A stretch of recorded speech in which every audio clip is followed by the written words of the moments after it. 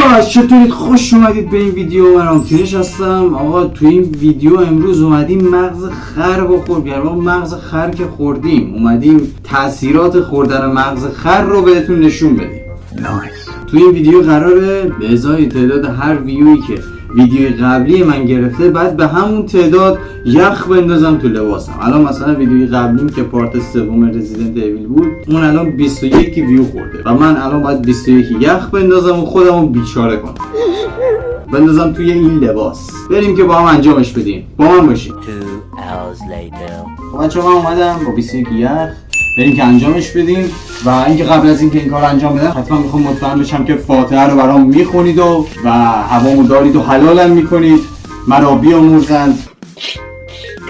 خب بریم لیتس گو. چرا آخه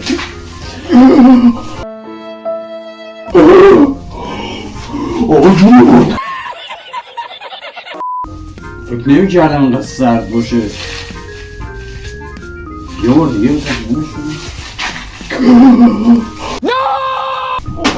داز بره بابا. چرا آخه؟ برای چی؟ تو چرا داری نگاه میکنی؟ نگاه نکن. ای بابا. آقا همین بود دیگه ویدیو. به ازای تعداد ویوهایی که ویدیو قبلی خورده بود یخ انداختم. این ویدیو همینه. اگه دوست داشتید کامنت بذارید بگید نظرتون رو، چیکار کنیم چیکار نکنیم و اینکه سابسکرایب کنید. تا ویدیو بعدی میبینمتون.